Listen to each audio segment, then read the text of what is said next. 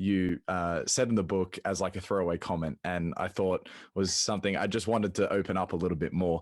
And it was the idea of traveling, Renaissance traveling. It sounds like such a romantic idea of being a vagabond during this time, just being a guy who's however the means of transport is during the day, Italy up to Sweden, or Italy to the east. Like, can you, as a historian of this time period, can you comment a little bit on what traveling was like and how it was actually more common than we might think?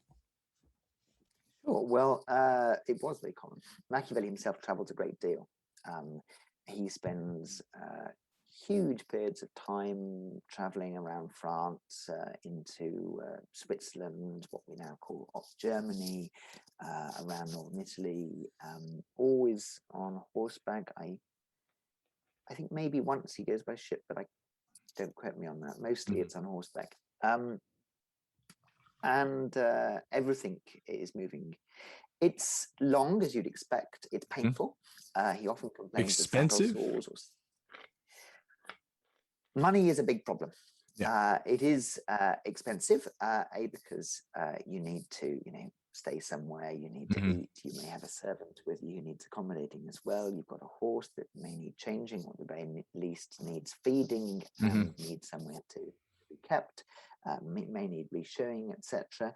You need a steady supply of cash. And Machiavelli quite often found himself very, very short of money. One way of dealing with that was through the already extremely well-developed banking system with notes of credit, etc. But often, sums weren't advanced to him in time. He found himself unable to find anyone who could give him money. He often borrowed some. It was very tough. It was very tough. He was forever writing back to his friends at home saying, please, can you ask my superiors to, make sure that I get some money soon enough, or can you send me some, blah, blah, blah, whatever. He interacts a lot with people moving in different directions, whose paths he crosses, and some of his meetings are surprising. So when he's on his travels in Germany, he has a little moment where he crosses paths with some of the leading musicians of the day. Heinrich Isaac crosses his path, not a hugely well-known name today, but at the time, a superstar of his day, and they're all traveling in different directions. He uses Michelangelo, the artist, as a courier at one point to deliver some money. What are the problems of this? On the one hand, there's weather. Now that we travel, in comfortable cars or trains or planes or whatever, we don't feel the effects. It's not weather dependent as at the time, but it's a very important issue. At several points, he speaks about being snowed in. Like in Bologna, he says there's like almost a meter of snow at one point, and like it can't really move very far when he really needs to. It's cold, it's boiling hot, whatever. Another important consideration is the fact that it's actually quite difficult to track people down. He sets off, for example, on several missions to France. He's sent off from Florence to go and find the King of France. And the King of France, like many other monarchs at the time, was itinerant. He was moving around France because that was one of the best ways of maintaining effective government, distributing justice. There's no other way to show face. Very difficult to govern effectively except by being itinerant. But of course, he's not totally sure at the beginning where the King of France is. So he has to go to where, the king was last spotted, and then chase him around. And then the king's moving every few days, and he has to, keep going. And when he does follow the court, then that's a huge entourage he's following. And sometimes there isn't enough accommodation, or the roads are too bogged down, too busy, and he has to go by different routes. There's a lot of problems. Thirdly, communications. If you're on a diplomatic mission, to the court of France or to the imperial court or to Cesare Borgia or wherever, you have to ensure that you can get your reports back to your government and you can receive their instructions.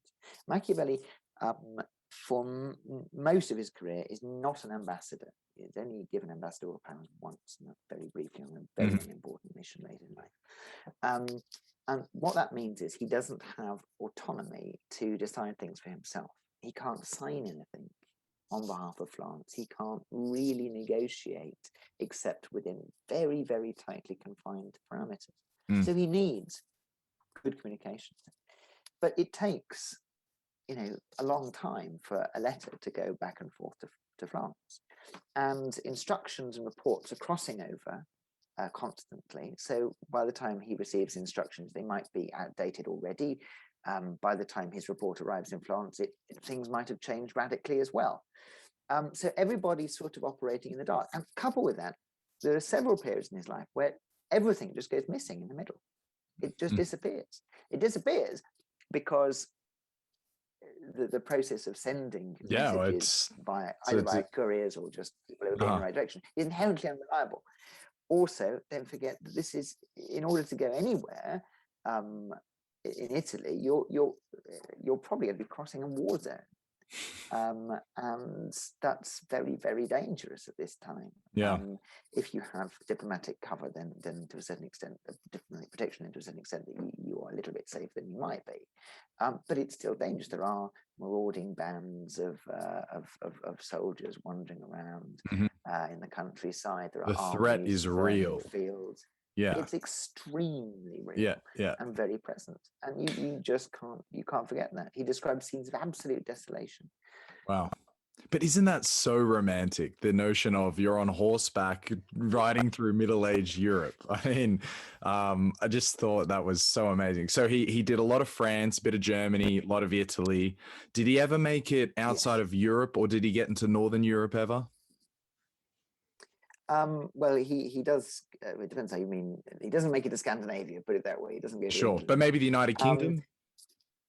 No, not at all. No. However, that's not uncommon at all, although his movements are defined by Florence's immediate political priorities.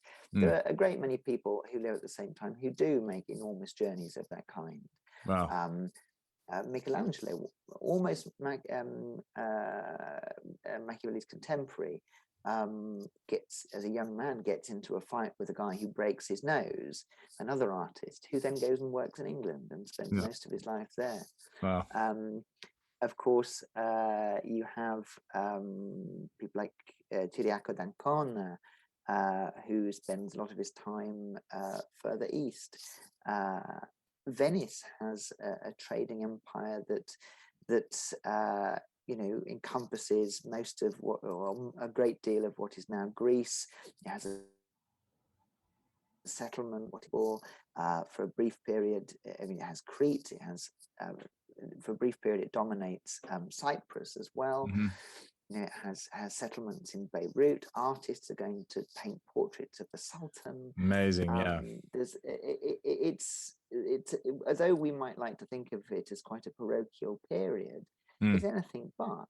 I mean, even if you consider the major political actors with whom Machiavelli is concerned during the Italian wars, they are operating across vast distances. One of the powers that is competing for control of the Kingdom of Naples is the King of Aragon, Ferdinand of Aragon, and then later we'd speak more properly of the Spanish after he died. But Ferdinand of Aragon, is ruling part of, or with his wife, modern Spain. He's also ruling or trying to rule southern Italy. I think he's titular King of Jerusalem as well, but that doesn't really mean very much. Then, of course, when his holdings, when he dies, and he is eventually succeeded by Charles V, who was also elected Holy Roman Emperor. Sorry, he has Spain, lands in the Low Countries, Burgundy, northern Italy, southern Italy, etc., Hungary as well. It's a vast distance. It's huge polities, and of course at the same time they're exploring there are enormous Spanish holdings in the Americas as well. So this is the exact opposite of a parochial world. The horizons are large and expanding by the day. that's how those horizons are reflected in the intellectual and cultural world of Renaissance is another question entirely, which we could talk about for hours and hours and hours. It's really not my specialism, but yeah, whether it's romantic, there's romanticism in this, I don't know. I mean, Machiavelli says that he is happiest, or I think it's Machiavelli or one of his friends says that he is happiest in the saddle, and it's a very clear sense that that's romantic for him. being Yeah, at home, he likes being out there. yeah. I don't know how much he enjoyed the physical process of traveling, but he certainly enjoyed being at different courts, learning about different people.